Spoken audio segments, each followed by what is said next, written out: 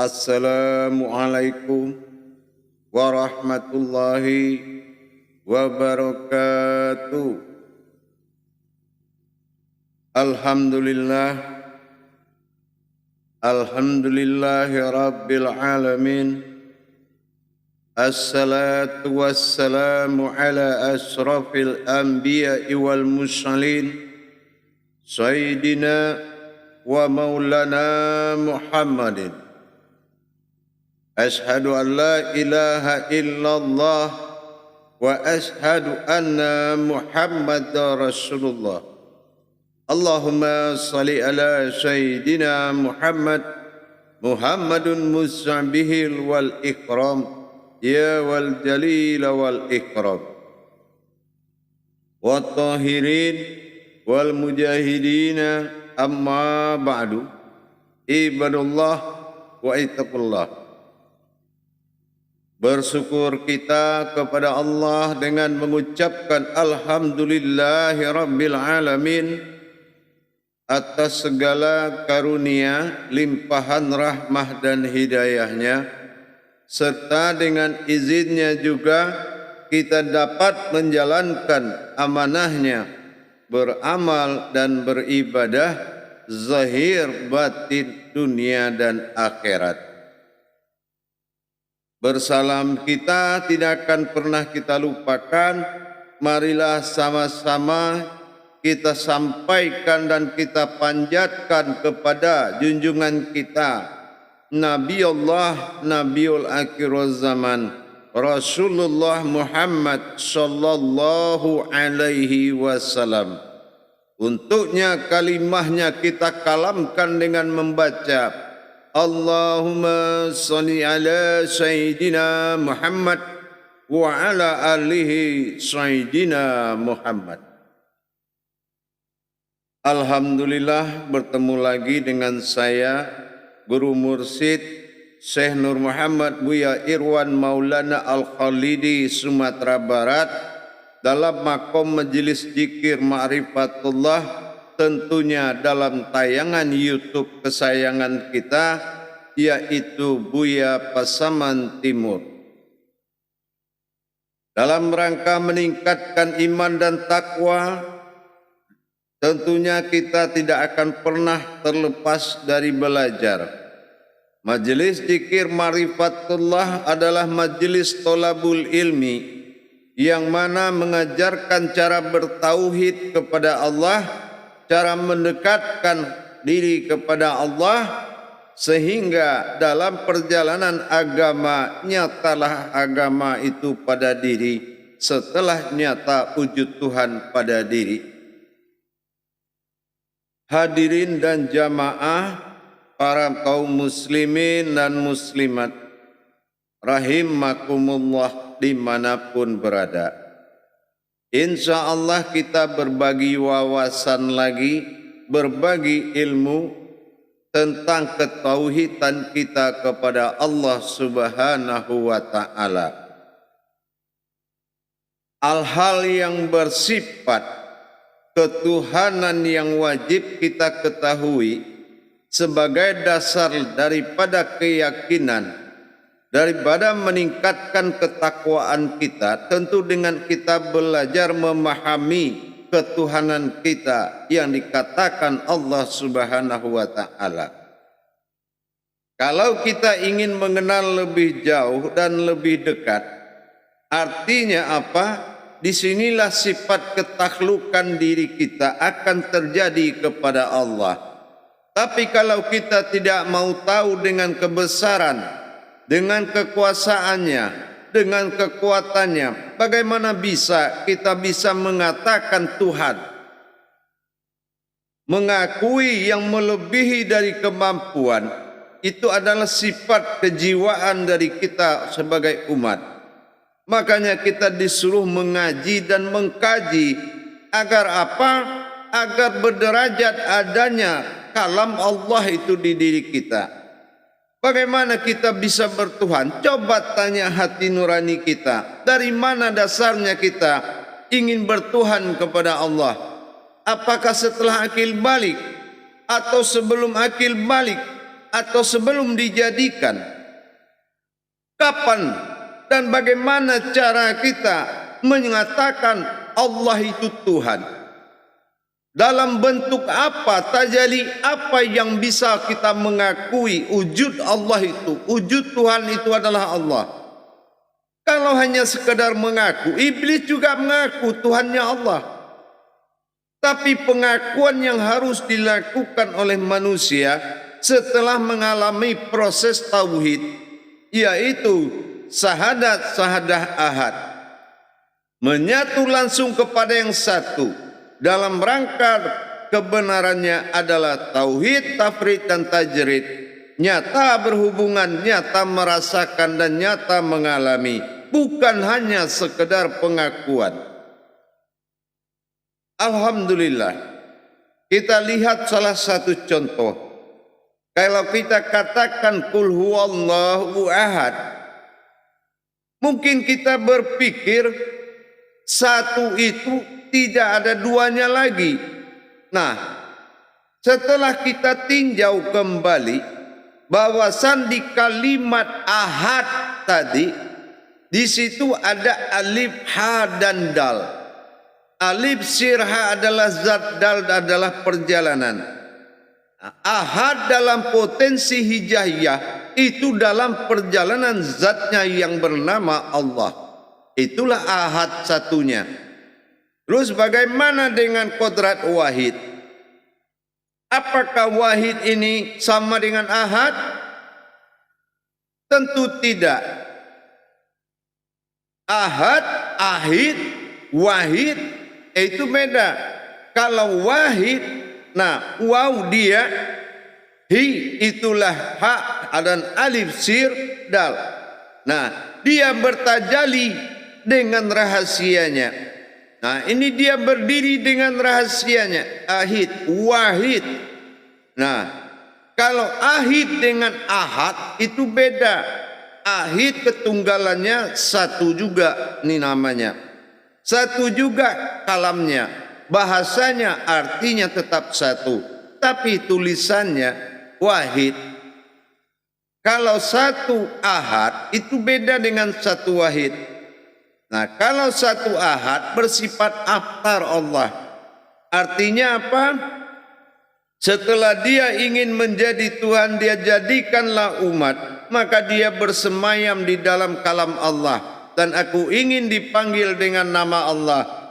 Berarti Allah telah menjadikan wujud kodratnya yang bisa menghadap kepadanya.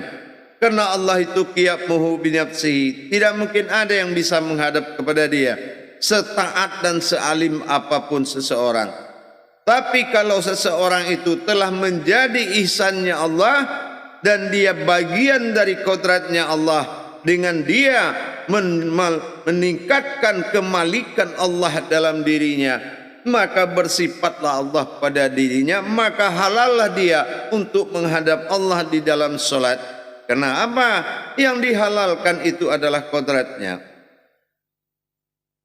Beda dengan wahid. Nah, sekarang kita lihat dari sisi kata Allah tidak beranak dan tidak diperanakkan. Ini maksudnya apa? Kalau hanya kita sekadar mengaku yang namanya Allah itu tidak beranak, yang beranak manusia, yang namanya Allah bukan makhluk, yang diperanakkan adalah makhluk. Bukan kita menilai ke tingkat derajat Allah dengan perimbangan seperti itu. Terlalu rendah kita menilai dari sisinya. Maka kita harus menyesuaikan kembali kepada hijaiyah yang ada.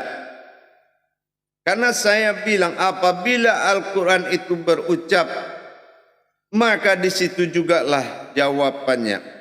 Nah, di sini kalau kita sudah berilmu tentang pembacaan kodrat Al-Quran, kita sudah bisa memaknainya.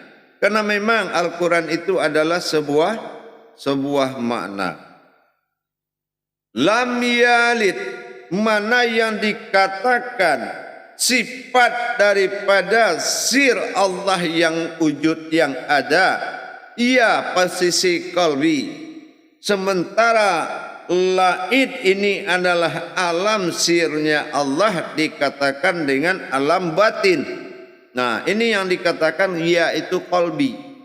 Lam yalid, beserta dengan kodrat sifat dan zatnya. Walam yulad. Nah, ini ingat, alif sudah aftar di saat lam yuladnya. Latnya di lid, lat. Lam alif dal. Nah, lat. Kalau sudah lat aftar, kalau dia sudah aftar, maka bersifat maujud dia. Nah, inilah antara sifat dan zatnya Allah. Jadi kalau lam yalid adalah sifat bagi Allah, walam yulad adalah zatnya bagi Allah. Tapi mana kodrat yang tidak peranak, tidak diperanakkan itu dari lam yalid dan lam yulad? Lam yalid adalah suatu wujud yang jadi, sementara lam yulad yang terjadi. Jadi disinilah hilangnya kalam ini tadi. Tapi kenapa tidak ada lagi suatu bahasa selain dari beranak, anak? Nah, kita ingat kodrat yang disebut dengan lam yalid dengan lam yulad tadi adalah zat dan sifatnya.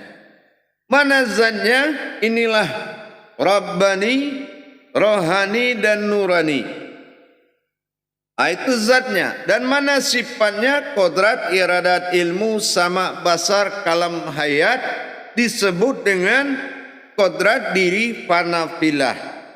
Nah, panafilah ini adalah diri fitrah. Diri fitrah yang kita amalkan dalam bulan Ramadan, yaitu mengamalkan 10 amal besar di dalam 17 rakaat.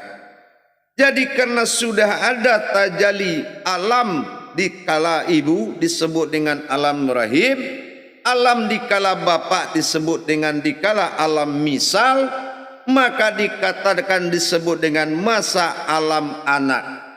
Nah, inilah Bani Adam. Ini masa bani, masa anak. Ya, ini masa anak Bani Adam wa humatin Muhammad. Kita ini adalah anaknya Adam, umatnya Muhammad. Buktinya apa? Bapak kita, dia juga masih punya bapak. Kakek kita, bapaknya. Kakek kita ada lagi bapaknya. Nah, semua itu ada bapaknya. Nah, ini yang dikatakan Bani Adam, yang bapak terakhir itu cuma Adam, Nabi. Makanya ada zaman Nabi. Nah, setelah zaman Nabi ditiadakan dan diwariskan kepada manusia, kepada anak, masuklah zaman Bani. Jadi kebalikan aja, zaman Nabi menjadi zaman Bani. Nah, Bani ini kita, umat akhir zaman. Ini zaman Bani, zaman anak. Jadi diri fitrah ini adalah diri yang dilahirkan di zaman anak. Inilah yang dimaksud anak titipan Allah. Nah, untuk syariat, untuk amanahnya, ini berimbas kepada amalan dan pemeliharaan ini kepada anak yang diamanahkan. Nah, kenapa dikatakan amanahnya? Kalau anak yang diamanahkan melalui laki-laki alam misal dan rahim, ayah dan ibu, ini dikatakan Allah. Kembali kita lihat daripada surat Takhabun ayat 15. Bahwasanya Allah katakan di situ, awwalukum wa aladukum fitnah wallahu indahu ajrun azim. Bahwasanya yang dikatakan sesungguhnya hartamu dan anak-anakmu hanyalah cobaan bagimu. Dan di sisi Allah lah yang paling besar. Artinya maknanya apa?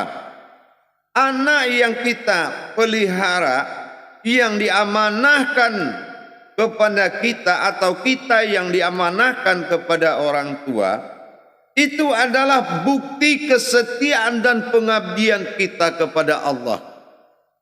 Dengan kita merawat anak, memperhatikan anak, itu sudah kita menghadapi segala perintah Allah, telah menghadapi ujian-ujian Allah.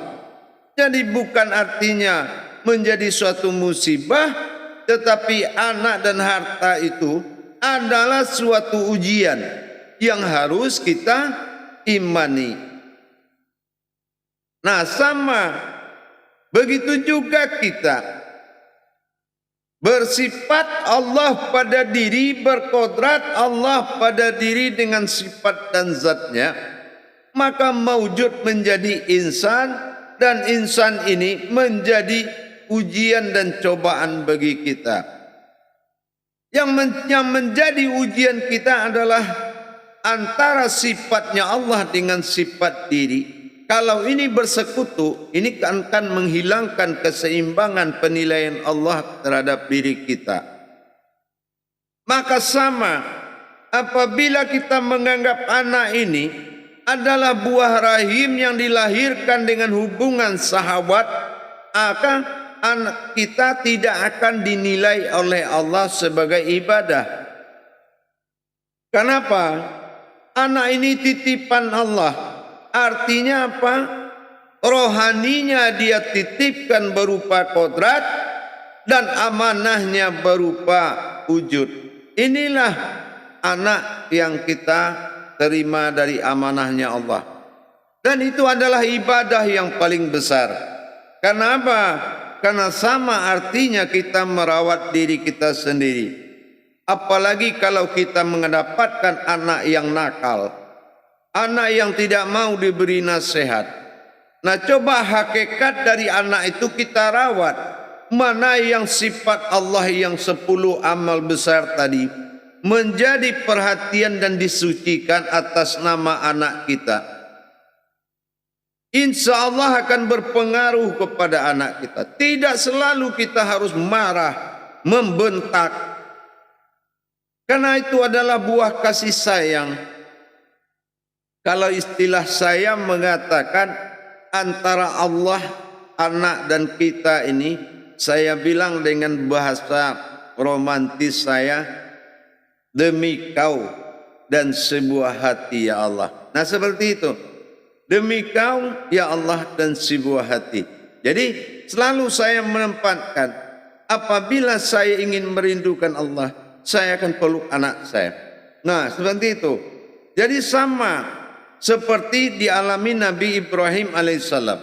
Dikala beliau belum mendapatkan keturunan, Allah firman wahyukan kepada Jibril agar berbicara dengan Nabi Ibrahim agar memeluk seorang anak. Entah siapalah punya anak, silakan cari seorang anak, maka peluklah dan bersandarlah ke Ka'bah dan berdoalah di depan anak itu. Akhirnya beliau mendapatkan keturunan 2 orang nabi lagi. Masya Allah, luar biasa. Nah, coba kalau kita, mana hakikatnya kita ambil. Apabila anak ini dijadikan sandaran doa kepada Allah, sangat mustajab dia.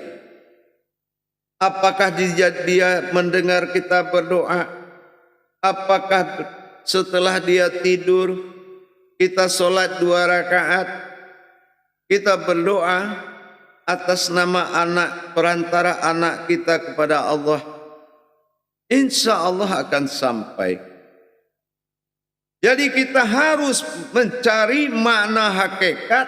Kenapa? Bahasa kita dengan Allah adalah bahasa hikmah. Jadi al-hikmah dan as-sunnah itu mengajarkan kita berhati dan berperasaan, berjiwa dan berbatin di dalam bertauhid dengan Allah Subhanahu wa ta'ala. Para hadirin jamaah yang dirahmati Allah, insya Allah kalau kita sudah memelihara sifat-sifat kekodratan Allah dari 3 tadi. Pertama, Allah berwasilah dengan kata misal. Nah, ini alam misal disebut dengan alam bapa. Berarti kodrat Allah untuk namanya bapak sudah halal. Yang kedua, berwasilah Allah dalam kodrat ibu dinamakan alam rahim. Maka sifat rahim, sifat keibuan sudah ada di tangan Allah dan Allah serahkan. Yang ketiga, anak zaman bani.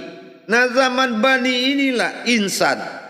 Nah, insan inilah yang kita kaji selama ini, bahwasanya kodrat Allah yang telah mewujud dalam masa insannya Allah di dunia, maka kita pelihara.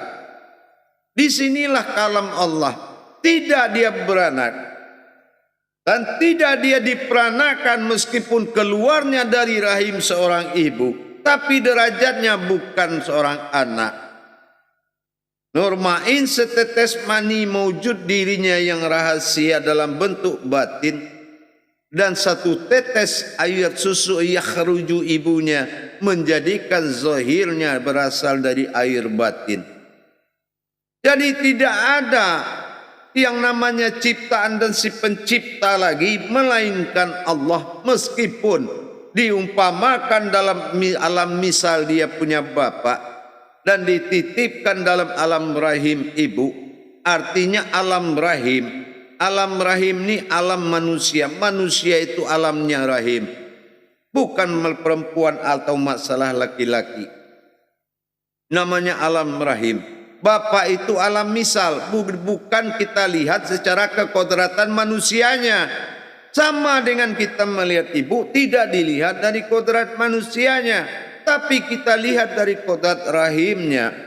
Air setetes air mani dan air susu yang membuat zahir batin kita hayat. Itu pun berasal dari nurmain dan yakhrujunya ibu. Insya Allah, mudah-mudahan dengan kita memperdalam wawasan kepada Allah, kita sudah mengerti. Ya, kalau ada yang mengatakan kenapa Allah tidak beranak dan tidak peranakan, nah ini sudah ada jawabannya. Bahwasanya bertajali Allah dalam kodrat manusia yang membuat manusia itu kodratnya Allah. Wawasan Islam itu adalah kodrat, bukan agama sembahan tanpa kodrat. Baik hadirin dan hadirat kaum muslimin dan muslimat, insya Allah mudah-mudahan berpaham dan meyakini bahwasanya kita ini adalah tajalinya Allah. Yakinlah keinsanan Allah di diri kita. Insya Allah mudah-mudahan kita menjalankan keinsanan Allah dengan indah sekali. Ingat, jangan fasik, karena fasik membuat kita munafik. Munafik inilah yang akan membuat kita akan menjadi syirik. Hati-hati. Insya Allah mudah-mudahan mari kita tingkatkan kualitas bertuhan kita kepada Allah. Tentunya dengan belajar memahami ketauhidan dan ilmu tauhid kita. Bagaimana kita bertauhid kepada Allah. Insya Allah mudah-mudahan bermanfaat buat kita semua. Akhirul kalam wabillahi taufiq wal hidayah. Wassalamualaikum warahmatullahi wabarakatuh.